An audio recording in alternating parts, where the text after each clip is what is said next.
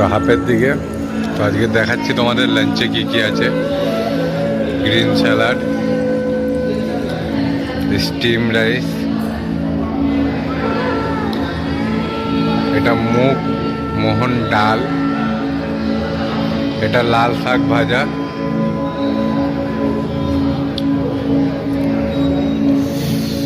এটা হলো কুমড়ানি, এটা হলো ফুলকপি রোস্ট। তোমরা কেউ বলতে পারবে এটা কি মাছ আছে এখানে? আর এদিকে হলো ডেজার্ট কাউন্টার লেগেছে, তো দেখতে পাচ্ছ। এদিকে পাপড়। এটা কিসের চাটনি গাইস তোমরা কমেন্ট করে বলবে। সবার খুব ফেভারিট চাটনিটা, এটা কিসের বলবে তোমরা সবাই। আর এদিকে রয়েছে কলকাতার মিষ্টি রসগোল্লা।